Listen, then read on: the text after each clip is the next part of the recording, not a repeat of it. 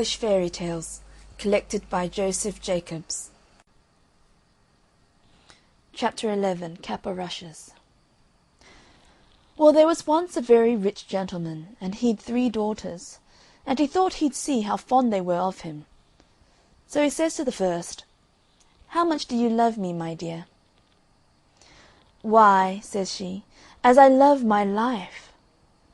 "That's good," says he. So he says to the second, "How much do you love me, my dear?" "Why," says she, "better nor all the world." "That's good," says he. So he says to the third, "How much do you love me, my dear?" "Why, I love you as fresh meat loves salt," says she. Well, he was that angry. "You don't love me at all," says he, "and in my house you stay no more." So he drove her out there and then, and shut the door in her face. Well, she went away on, till she came to a fen, and there she gathered a lot of rushes, and made them into a kind of a sort of a cloak with a hood, to cover her from head to foot, and to hide her fine clothes.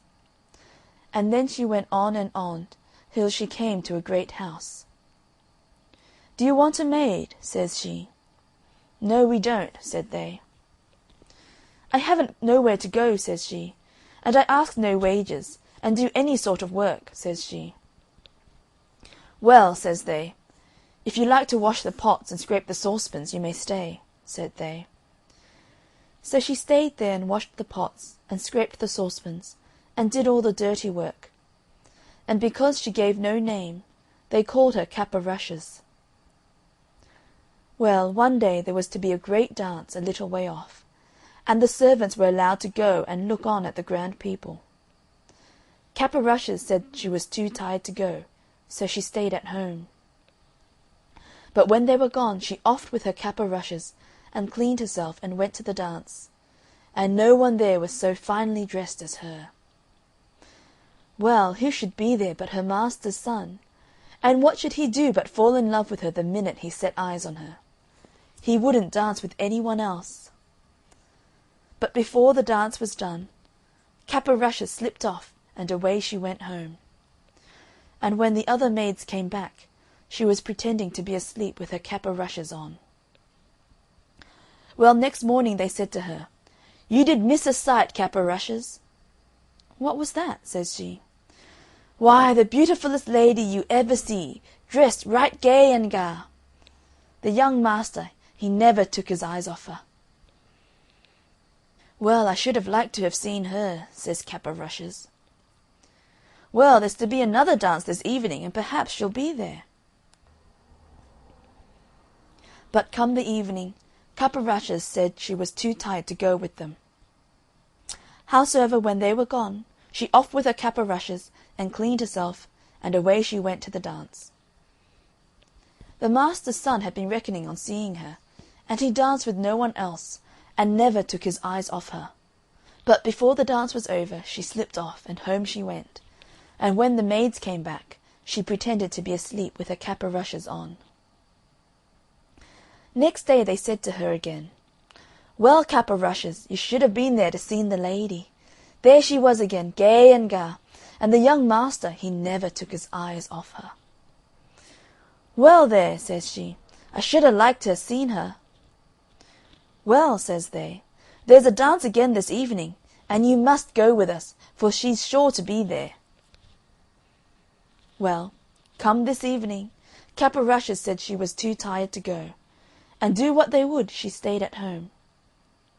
But when they were gone, she offed with her cap o' rushes, and cleaned herself, and away she went to the dance. The master's son was really glad when he saw her.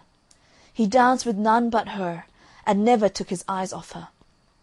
When she wouldn't tell him her name, nor where she came from, he gave her a ring, and told her if he didn't see her again he should die.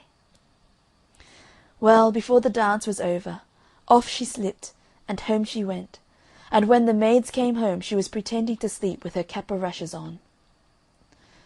Well, next day they says to her, "There, Cap o' Rushes, you didn't come last night, and now you won't see the lady, for there's no more dances."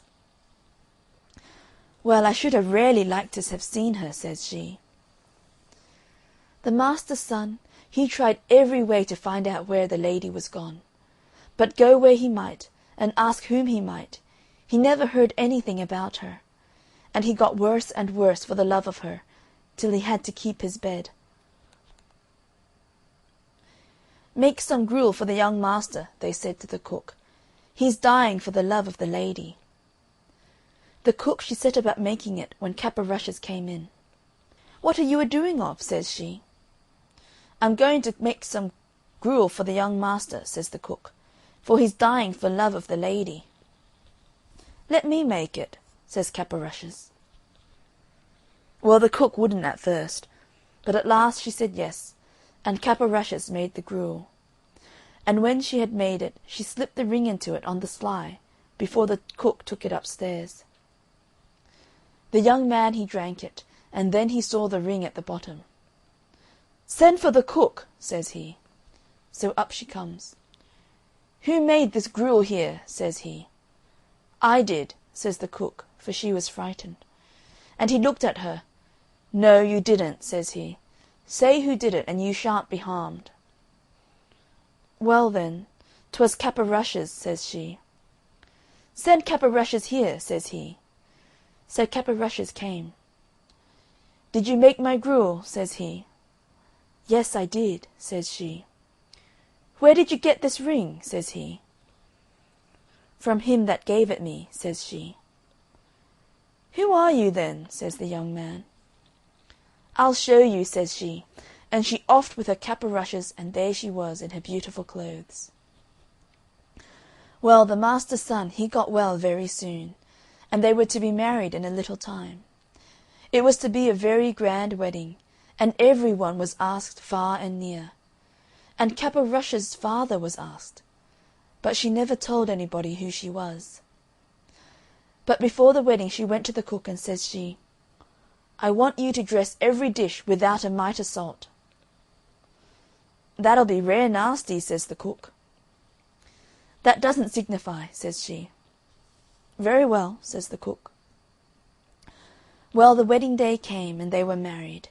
And after they were married all the company sat down to the dinner. When they began to eat the meat, that was so tasteless they couldn't eat it. But Cap o' Rushes' father he tried first one dish, and then another, and then he burst out crying. "What is the matter?" said the master's son to him. "Oh," says he, "I had a daughter, and I asked her how much she loved me, and she said, as much as fresh meat loves salt, and I turned her from my door, for I thought she didn't love me, and now I see she loved me best of all, and she may be dead for aught I know." "No, father, here she is," says Cap o' Rushes, and she goes up to him and puts her arms round him, and so they were happy ever after. End of chapter 11. Cap o' Rushes.